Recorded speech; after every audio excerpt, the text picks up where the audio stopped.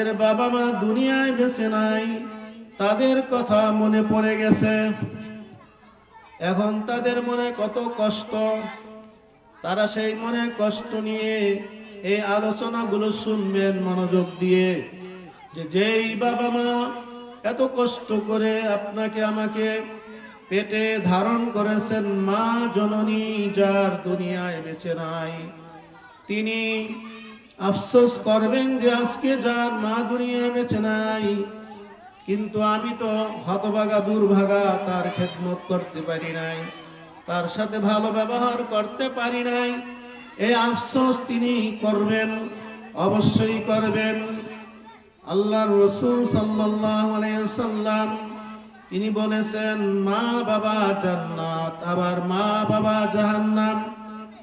যেই সন্তান মা বাবাকে খুশি করতে পারলো, তার জান্নাতে যাওয়ার কোনো বাধা থাকলো না। আর যেই সন্তান বাবা মার সাথে ভালো ব্যবহার করলো না, কিন্তু বাবা মা দুনিয়া ছেড়ে চলে গেছে, এখন আফসোস করতেছে।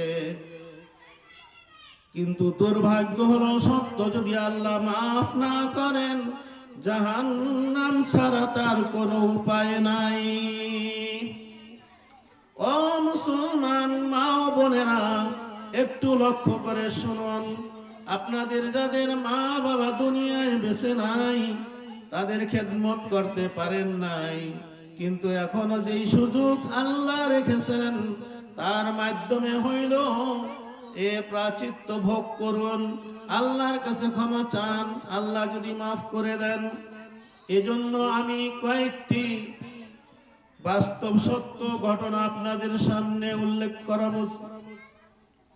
এই কথাগুলো শোনার পর আপনার প্রতি আপনার বাবা মার যে হক রয়েছিল আদায় করতে পারেন নাই, এখনো একটু চেষ্টা করে দেখেন। আল্লাহকে যদি সন্তুষ্ট করতে পারেন, খুশি করতে পারেন, আর আল্লাহ যদি দয়া করে আপনাকে মাফ করে দেন, কিয়ামতের ময়দানে আপনি জান্নাতে যেতে পারেন। রব্বুল আলামিন তার মহাগ্রন্থ আল কোরআনে বলেছেন, ওয়াসাইনাল ইনসানা বিওয়ালিদাইহি ইহসানা হামালাতুহু কুরহুহু ওয়া হামলুহু ওয়া ফিসালুহু 30 শাহরা।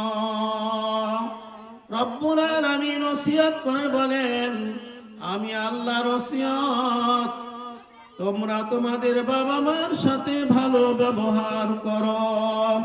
তোমার মা তোমাকে অনেক কষ্ট করে পেটে ধারণ করেছে, আবার জন্মের সময়ও অনেক কষ্ট করেছে, আবার 30 মাস তোমাকে অনেক কষ্ট করে দুধ পান করাইছেন। বলেন সুবহানাল্লাহ।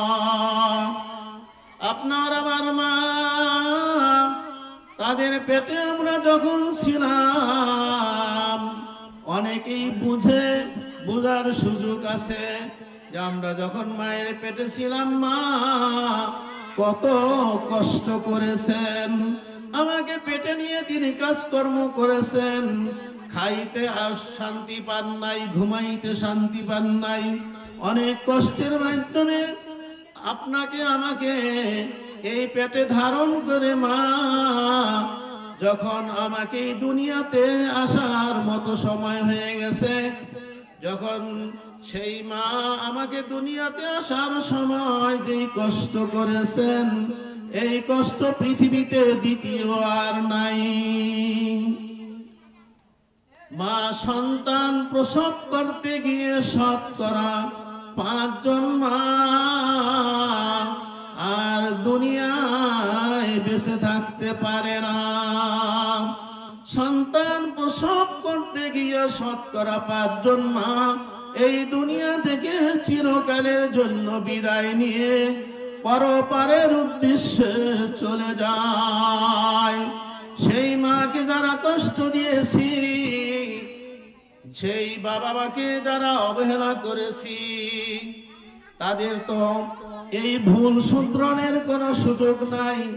আমার প্রথম দিক দিয়ে আহ্বান, আয়েশা সিদ্দিকা রাদিয়াল্লাহু তাআলা আনহা মাদ্রাসায় ওই মা হারা বাবা হারা সন্তানগুলো একটু বাবা মার কথা মনে করে তাদের আত্মার মাগফিরাতের জন্য আপনি যে অপরাধ করেছেন আল্লাহর কাছে ক্ষমার আশায় বেশি বেশি করে সেখানে দান করবেন। যে পারেন, এখন এই রাস্তার মাথায় একটি টেবিল আছে, সেখানে রিসিট আছে। কেউ যদি পারেন আপনি সেই হারানো বাবা মার কথা মনে করে সেখানে বাকি হোক নগদ হোক কিছু দান করে আসবেন। পর্দার আড়ালের মা বোনেরা আছেন, অনেক দোকানে বসে বসে এ কথা শুনবেন। আমরা জানি মাগরিবের পরে এই সামিয়ানার নিচে বেশি মানুষ আসে না। প্রধান বক্তার সময় আসে, দ্বিতীয় বক্তার সময় আসে, এটা জেনেই কথা বলছি। যারা দোকানে আছেন দোকানদারি করেন, যারা বসে আছেন বসে থাকেন। যদি মন চায় বরকত নেওয়ার জন্য এই মাহফিলের ময়দানে এসে বসুন, আল্লাহর রহমত আপনি পাবেন। বিনা রহমতে এখান থেকে আপনি যাওয়ার কোনো সুযোগ পাবেন না। আল্লাহ রাসূল সাল্লাল্লাহু আলাইহি ওয়াসাল্লাম এখন যে রজব মাস চলছে, এই রজব মাসে আল্লাহ রাসূল সাল্লাল্লাহু আলাইহি ওয়াসাল্লাম মিরাজে গেছেন, আল্লাহর সাথে সাক্ষাৎ করেছেন, জান্নাত দেখছেন, জাহান্নাম দেখছেন। আর আল্লাহ রাসূল সাল্লাল্লাহু আলাইহি ওয়াসাল্লামের সাথে জিবরিল আমিন ছিলেন। আল্লাহ রাসূল সাল্লাল্লাহু আলাইহি ওয়াসাল্লাম জান্নাতে প্রবেশ করলেন। প্রবেশ করে দেখেন হারিস ইবনে নুমান জান্নাতের মধ্যে কোরআন তেলাওয়াত করতেছে। বলেন সুবহানাল্লাহ। আল্লাহর রাসূল সাল্লাল্লাহু আলাইহি ওয়াসাল্লাম নবুয়তির 12তম যখন নবুয়তির বয়স, এই 12তম বয়সের শেষের দিকে মেরাজে গিয়েছেন। যে মেরাজের মাস রজব মাস এখন চলছে। আর নোমান, যিনি হারিস ইবনে নোমান আল্লাহর নবীর সাহাবী, তখনও দুনিয়াতে আছেন। কিন্তু জিবরাইল আমিনকে আল্লাহর রাসূল সাল্লাল্লাহু আলাইহি ওয়াসাল্লাম জিজ্ঞাসা করলেন, ও ভাই জিবরাইল আমিন, আমি তো জান্নাতে হারিস ইবনে নোমানকে কোরআন তেলাওয়াত করতে দেখেছি, এটা কি ঠিক না বেঠিক? জিবরাইল আমিন আল্লাহর রাসূল সাল্লাল্লাহু আলাইহি সাল্লামকে বললেন, ইয়া রাসূলুল্লাহ, ইয়া হাবিবাল্লাহ সাল্লাল্লাহু আলাইহি ওয়াসাল্লাম, আপনি যা দেখেছেন সত্যই দেখেছেন। আপনার সাহাবী জান্নাতে কোরআন তেলাওয়াত করতেছেন। আল্লাহর রাসূল সাল্লাল্লাহু আলাইহি ওয়াসাল্লাম দুনিয়াতে আসার পরে মেরাজের কাজ শেষ করে যখন জমিনে আসছেন, এই পৃথিবীতে আসছেন, হারিস ইবনে নোমানকে ডাক দিয়ে বললেন, ও হারিস ইবনে নোমান, তুমি এমন মর্যাদা কি জন্য লাভ করেছো, কি কারণে লাভ করেছো, কোন আমলটি তুমি করেছো যে আমি মেরাজে গিয়ে জান্নাতে প্রবেশ করে দেখলাম তুমি আল্লাহর কালাম তেলাওয়াত করতেছো? হারিস ইবনে নোমান বলেন, ইয়া রাসূলুল্লাহ সাল্লাল্লাহু আলাইহি ওয়াসাল্লাম, আমার তো এমন কোন আমলের কথা আমি জানি না, তবে একটা কাজ আমি করি, সেটি হলো আমার মার প্রচুর পরিমাণে খেদমত করি, তার সেবা যত্ন করি, আর আপনার সাথেই যে ইবাদত করি, কোরআন তেলাওয়াত করি, নামাজ পড়ি, এর তো বাইরে আমি তেমন কোনো কিছু দেখি না। যখন আপনি ডাক দেন আমি যুদ্ধের ময়দানে যাই, আলাদা বিশেষ কোন আমলের কথা আমার জানা নাই।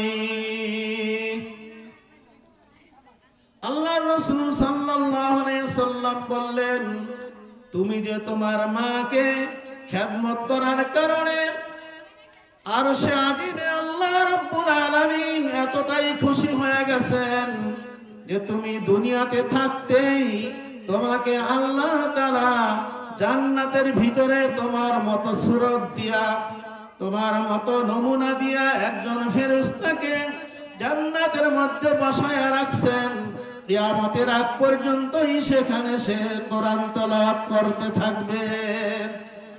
আর কিয়ামতের ময়দানে যখন তুমি আল্লাহর দরবারে হাজির হইবা, আল্লাহ বলবেন, ও হারিস ইবনে নোমান, তুমি দুনিয়াতে তোমার মার যে খেদমত করেছো, সেবা করেছো, যত্ন করেছো, তার উপরে যে দায়িত্ব রয়েছিল তা পালন করেছো, তাতে তোমার মা যেমন খুশি হয়েছিল, সন্তুষ্ট হয়েছিল, আর আমার কাছে দোয়া করেছিল, আমি আল্লাহ তার দোয়া কবুল করে তোমার প্রতিও আমি খুশি হয়ে গেছি।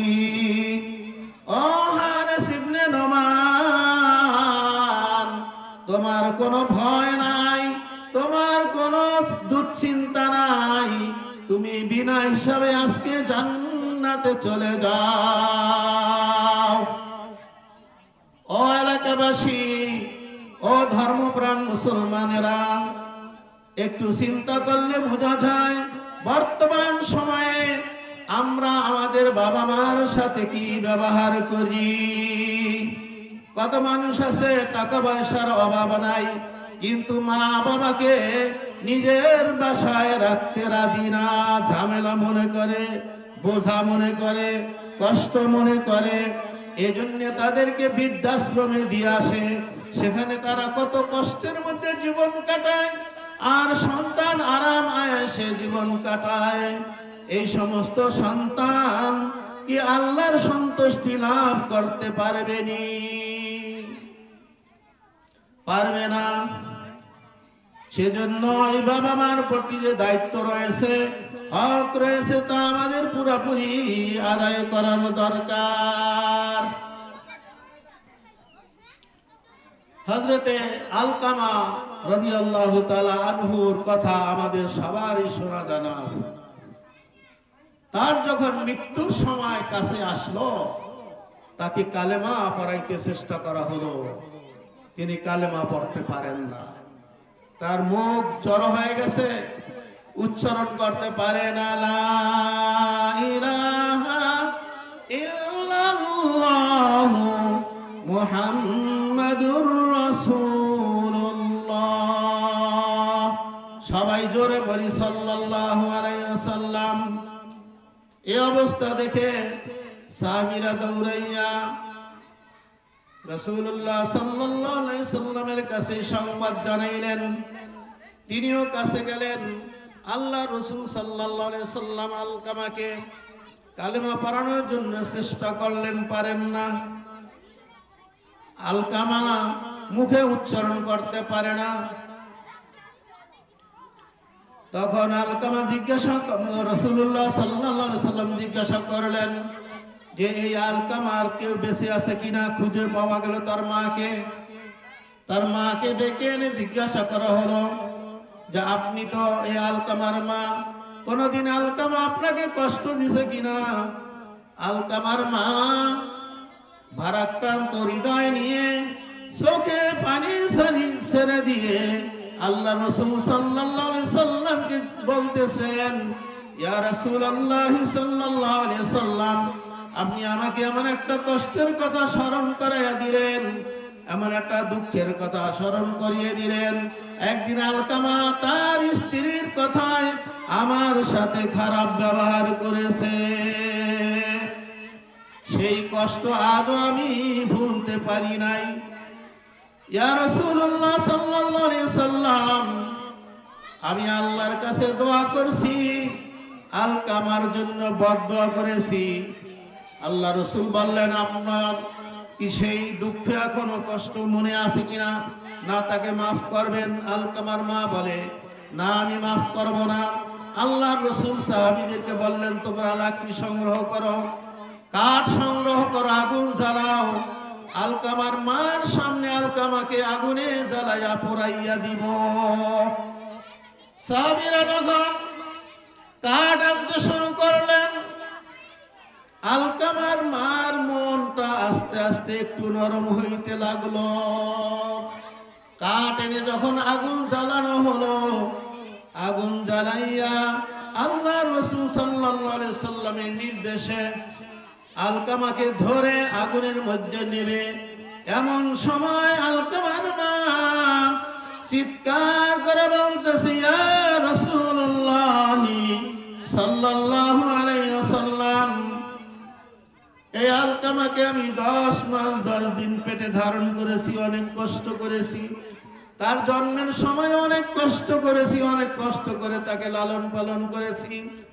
সেই আলকামাকে লালন পালন করে বড় করেছি, বিয়ে করাইছি। আজ আমার চোখের সামনে তাকে আগুনে পুড়ে দিবেন, এটা আমি সহ্য করতে পারবো না। আল্লাহর কসম, ইয়া রাসূলুল্লাহ সাল্লাল্লাহু আলাইহি সাল্লাম, আমি আলকামার মা আলকামাকে চিরদিনের জন্য ক্ষমা করে দিলাম। বলেন সুবহানাল্লাহ।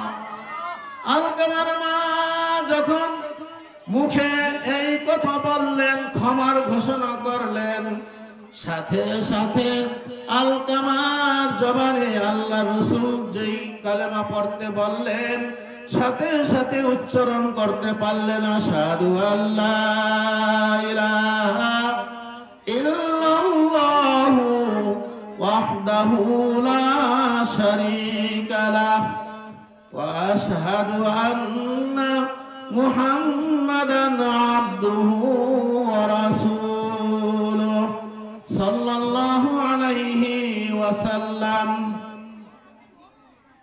এই আলকামা আল্লাহ নবীর সাহাবীর ঘটনা থেকে আমরা শিক্ষা গ্রহণ করতে পারি যে আমাদের বাবা মার সাথে আমাদের কি ব্যবহার করা উচিত। আল্লাহর নবীর একজন সাহাবী এসে হাজির, আল্লাহর রাসূল সাল্লাল্লাহু আলাইহি সাল্লাম জিহাদে যাওয়ার আহ্বান করলেন। আল্লাহর নবীর একজন সাহাবী সমরাস্ত্র এবং সামরিক পোশাক পরিধান করে আল্লাহ রাসূল সাল্লাল্লাহু আলাইহি সাল্লামের সামনে এসে হাজির হয়ে বললেন, ইয়া রাসূলুল্লাহ সাল্লাল্লাহু আলাইহি ওয়াসাল্লাম, আপনি জিহাদে যাওয়ার আহ্বান করছেন, আমি আপনার একজন নগণ্য সাহাবী হাজির। আল্লাহ রাসূল সাল্লাল্লাহু আলাইহি সাল্লাম জিজ্ঞাসা করলেন, তোমার বাড়িতে কে আছে? সাহাবী বলল, আমার মা আছে। আমার মা ছাড়া বাড়িতে আর কেউ নাই। তখন আল্লাহ রাসূল সাল্লাল্লাহু আলাইহি সাল্লাম জিজ্ঞাসা করলেন, তোমার মা কি একা চলাফেরা করতে পারে কিনা, রান্না বান্না করতে পারে কিনা, জামা কাপড় ধুইতে পারে কিনা, গোসল করতে পারে কিনা, খাওয়া দাওয়া করতে পারে কিনা? সাহাবী আল্লাহ রাসূল সাল্লাল্লাহু আলাইহি সাল্লামকে বললেন, ইয়া রাসূলুল্লাহ সাল্লাল্লাহু আলাইহি সাল্লাম, আমার মা আমার সহযোগিতা ছাড়া এক গ্লাস পানিও পান করতে পারে না। আল্লাহ রাসূল সাল্লাল্লাহু আলাইহি সাল্লাম সাথে সাথে সাহাবীকে জিহাদে যাওয়ার নির্দেশ না দিয়া নির্দেশ দিলেন, তুমি বাড়ি চলে যাও, জিহাদে যাওয়ার দরকার নাই, তোমার মার সেবা যত্ন করবা, ঠিক মতো সেবা যত্ন করলে জিহাদে যাওয়ার থেকেও বেশি সওয়াব লাভ করতে পারবা। সুবহানাল্লাহ ওয়া বিহামদিহি। আল্লাহ রাসূল সাল্লাল্লাহু আলাইহি সাল্লামের একটা ওসিয়ত ছিল, তার গায়ের একটি জামা ওয়াশ করণীর জন্য। ওয়াশ করণী ইয়েমেনের লোক ছিল, তিনি শুধু রাসূলের কথা শুনছেন, অন্য মানুষের থেকে শুনে ইসলাম ধর্ম গ্রহণ করেছেন, ঈমান এনেছেন। আল্লাহ রাসূল দেখতে কেমন, কথা বলে কেমন, অন্য মানুষ থেকেই শুনেন। কোনদিন কাছে এসে মক্কায় এসে মদিনায় এসে দেখতে পারেন নাই, সুযোগ পান নাই। কারণ হইল তার মা এত অসুস্থ ছিল যে তিনি একটা মুহূর্তের জন্য, একটা সময়ের জন্য তার মার সেবা যত্নের বাইরে দূরে কোথাও যাইতে পারতেন না। আল্লাহ রাসূল সাল্লাল্লাহু আলাইহি সাল্লামের কাছে সংবাদ আসছে। তিনি তার উপস্থিত সাহাবীদেরকে বললেন, ও সাহাবীরা শুনে রাখো, কোন একদিন এই ওয়াজ কুরুনি এই মক্কা মদিনার নগরে আসবে, তখন আমার পক্ষ থেকে আমার গায়ের এই জামাটা তাকে উপহার দিয়ে দিবা, আর তার কাছে তোমরা সবাই দোয়া চাইবা। হযরত ওয়াজ কুরুনির মা এই দুনিয়ার জীবন শেষ করে যখন পরপারে চলে গেল, দুনিয়া থেকে আর তিনি বেঁচে নাই, তার মায়ের সেবা করার আর দরকার নাই। তখন তিনি এই মদিনার নগরীতে আসছেন, যখন ওমর রাদিয়াল্লাহু তাআলা আনহুর শাসন চলছে।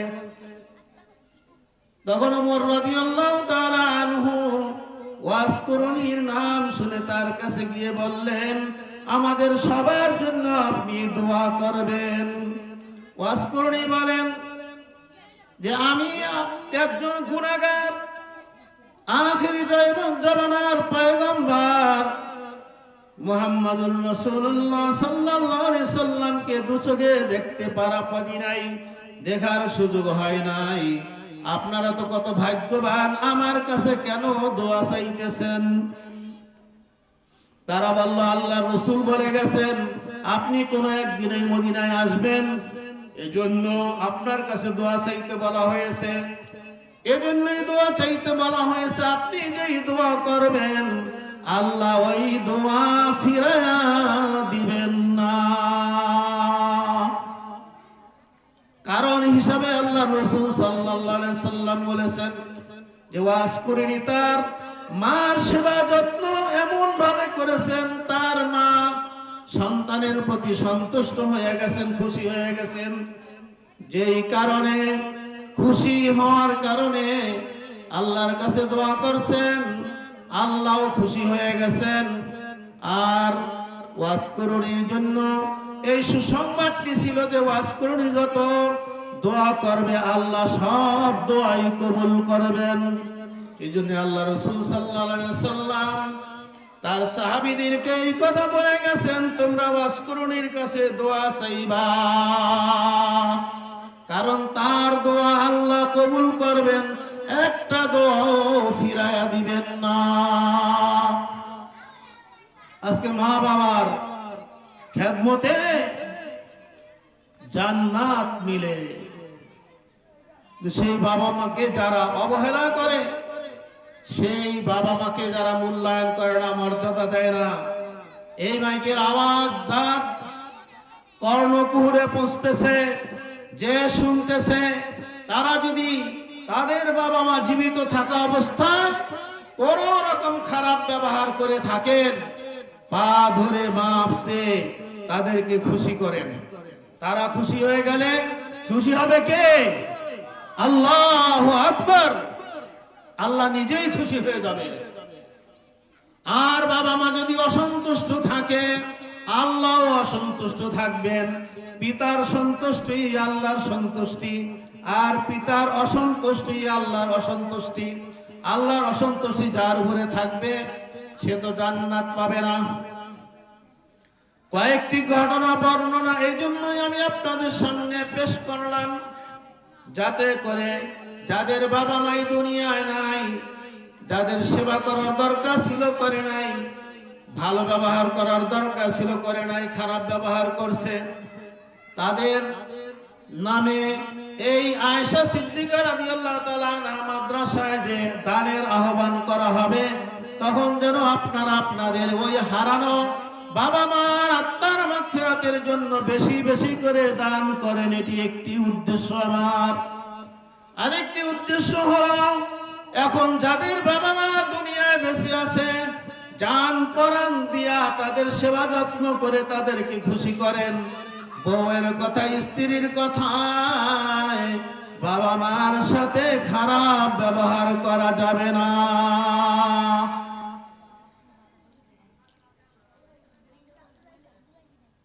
এই জন্য আমাদের যেই শিক্ষার দরকার সেই সুশিক্ষা, সেই মানবিক শিক্ষা যদি আমরা প্রতি সন্তানকে দিতে পারি, তাহলে যারা সুশিক্ষা পাবে, শিক্ষা জাতির মেরুদণ্ড যে একটি স্লোগান ছিল তা এখন বাতিল হয়ে গেছে।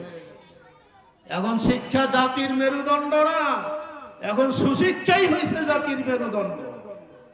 আর সেই সুশিক্ষা যদি সমস্ত সন্তানকে দেওয়া হইতো, সন্তান যদি সুশিক্ষা পাইতো, মাদ্রাসার মাধ্যমে হোক, পারিবারিক ভাবে হোক, সামাজিক ভাবে হোক, রাষ্ট্রীয় ভাবে হোক, যেভাবেই হোক, তাহলে এই সন্তানের আজকে নেশাগ্রস্ত হইতো না। এখন এই নেশায় যারা আসক্ত হয়েছে, একটা পরিবারে একজন সন্তান, এখন তো মেয়েরা পর্যন্ত নেশায় আসক্ত হয়ে গেছে, তার পরিবারটা ধ্বংসের মুখে পড়েছে, ধ্বংস হয়ে যাচ্ছে। জায়গায় জায়গায় ওয়ালের মধ্যে লেখা দেখা যায় যে একজন মাদকাসক্ত একটা পরিবার ধ্বংসের জন্যই যথেষ্ট। এই মাদক কিভাবে আসে, কোথা থেকে আসে, কারা আনে? বলা হয়েছে, পরামর্শ দেওয়া হয়েছে, হুজুর রাজনীতির কথা বলবেন না। এই যে বাবা মার সেবার কথা বললাম, সেবা করলে কি সুবিধা, না করলে কি অসুবিধা, কোনো সমস্যা নাই। মাটির নিচের কথা আর আসমানের উপরের কথা বললে কোনো সমস্যা নাই। আমার জানা মতে এই বাংলাদেশে বেশি দিন না যে ইয়াবা নামক একটা মাদক, যেটা বেশি দিন হয় আবিষ্কার হয় নাই। প্রথম চালানটি ধরা পড়ছে 19 কোটি টাকার মূল্যের, পরবর্তী চালান 70 কোটি, তার পরবর্তী চালান 50 কোটি।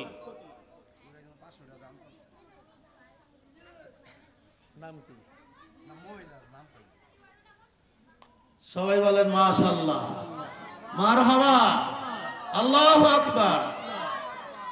আসলে দানটা আমি করতে বলেছিলাম, সামনে টেবিল আছে, রিসিট আছে। তারপরে একজন মা, তিনি এই কথা শুনে 500 টাকা দান করেছেন। সবাই বলেন আমিন। আল্লাহ যেন এই মায়ের নেক মকসুদ পূরণ করেন। যেই আশায় দান করেছেন সেই নেক আশাগুলি যেন আল্লাহ তাআলা পূরণ করে দেন। যত সমস্যা আছে সমস্ত সমস্যা আল্লাহ তাআলার গায়বী মদদ দ্বারা, কুদরত দ্বারা, রহমত দ্বারা সব সমস্যার সমাধান করে দেন। সকলে জোরে পড়ি আমিন। তো বলতেছিলাম, এই যে 19 কোটি, 50 কোটি, 70 কোটি টাকার ইয়াবার চালান যে ধরা পড়লো, এগুলো যারা আনে তারা কি গরিব মানুষ নাকি? কি বলেন, গরিব মানুষ আনতে পারে 70 কোটি টাকার ইয়াবা? এগুলি যারা বড় বড় ধনী তারা আনে, তারা এনে এগুলি সারা বাংলাদেশে বিস্তার করেছে। ইয়াবায় আসক্ত হয়ে আজকে যুব সমাজ ধ্বংস হয়ে যাচ্ছে।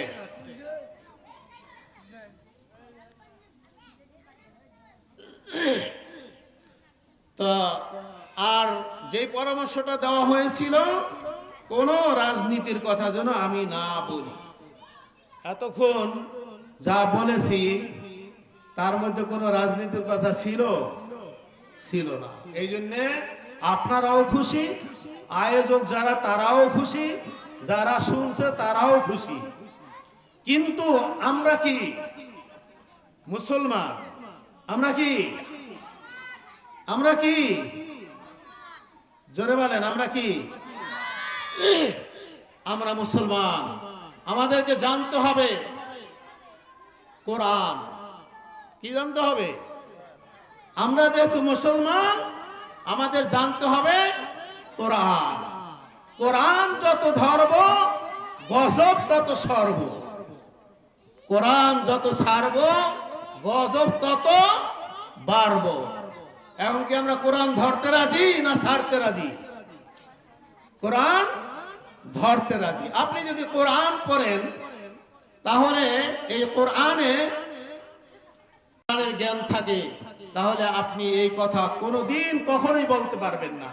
যিনি এই পরামর্শটি দিয়েছেন, আমার এই কথার আওয়াজ যদি তিনি শুনতে পান, তাহলে মনোযোগ দিয়ে একটুখানি শুনে যাবেন যে মুসলমান হিসাবে আমাদের করণীয় এবং বর্জনীয় তা কোরআনে স্পষ্ট করে দেওয়া আছে। রাজনীতি আর ধর্ম কখন আলাদা হইল, আপনি এটা জানেন বা না জানেন, যাদের কানে আওয়াজ যাচ্ছে সবার উদ্দেশ্যে আমি বলছি।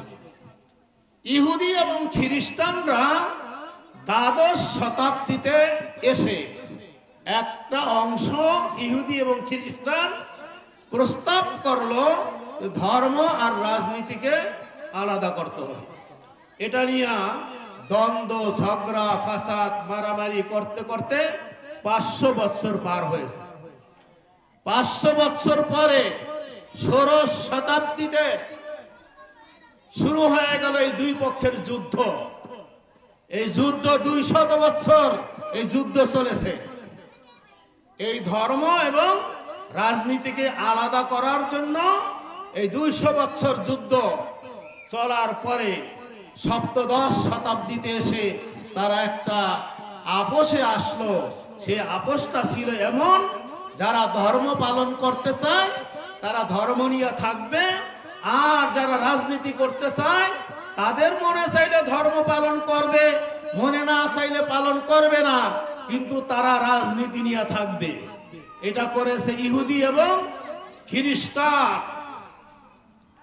ধর্মহীন রাজনীতি যদি হয় তাহলে সেখানে মানবতা থাকে না, মানবিকতাও থাকে না। আজকে সারা বিশ্বের দিকে যদি আমরা তাকাই, ওই সমস্ত সেই মোরলরা ওয়েস্টার্ন কান্ট্রিতে, পশ্চিমারা আজকে সারা বিশ্বে কি করতেছে, যেইভাবে অমানবিকভাবে, অমানুষিকভাবে সারা পৃথিবীতে মানুষ হত্যা করতেছে, যেই অশান্তি সৃষ্টি করতেছে, তারা যদি ধর্মভিত্তিক রাজনীতি করত তাহলে তাদের এই সারা বিশ্বে এই মোরলগিরি করার জন্য, সারা বিশ্বকে দখল করার জন্য, সারা বিশ্বকে নিয়ন্ত্রণ করার জন্য, সারা বিশ্বের সম্পত্তি তাদের কক্ষিগত করার জন্য আজকের এই প্রস্তুতি তারা নিত না।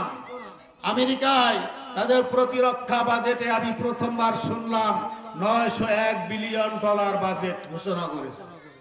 আবার সেইটাকে বাড়ায়া $1,500 বিলিয়ন আবার বরাদ্দ বাড়াইছে। তাহলে $1,500 বিলিয়ন কত টাকা? অন্যান্য দিকে তো আছে। আমেরিকা যে পারমাণবিক বোমা বানাইছে তা দিয়ে এই পৃথিবীকে 150 বার ধ্বংস করতে পারে। এই টাকাগুলো তারা যদি ধর্মভিত্তিক রাজনীতি করত, কোনদিন তারা এই মানুষ মারার এই যন্ত্র আবিষ্কারও করত না, তৈরিও করত না।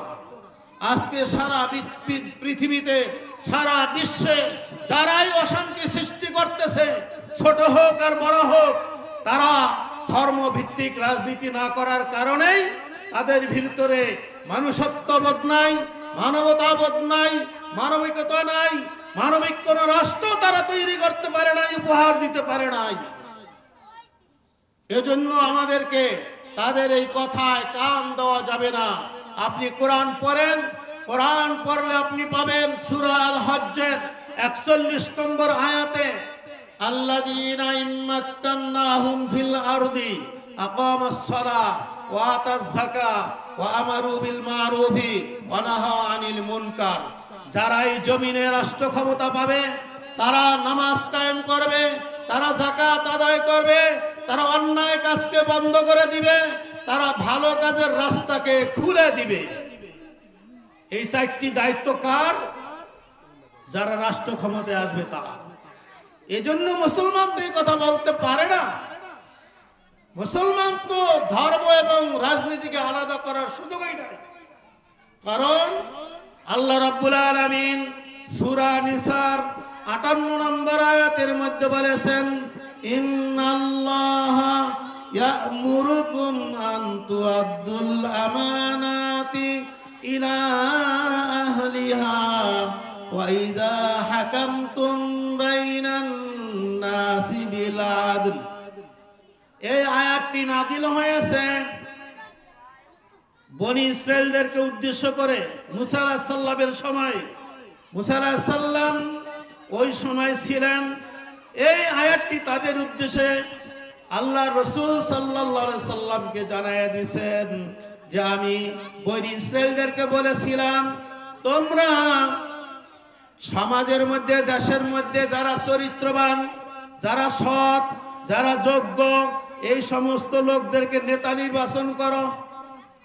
এর অনেক ব্যাখ্যা আছে, অনেক অর্থ আছে। ডাইনে বাই যাওয়ার সুযোগ নাই, কিছুক্ষণের মধ্যে আজান হয়ে যাবে। তাহলে তাদেরকে বলেছিলাম যে তোমরা সমাজের মধ্যে, দেশের মধ্যে চরিত্রবান, সৎ, যোগ্য, যারা আল্লাহ ভীরু, আল্লাহকে ভয় পায়, তাদেরকে নেতা নির্বাচন করো, যখন তারা মানুষের মধ্যে ন্যায় বিচার প্রতিষ্ঠা করবে। এই ন্যায় বিচার আজকে কেন নাই? এজন্যই নাই, এই কোরআনের জ্ঞান অর্জন করে নাই। সেই অনুযায়ী আজকে সারা পৃথিবীতে নেতাও নির্বাচন করা হয় না।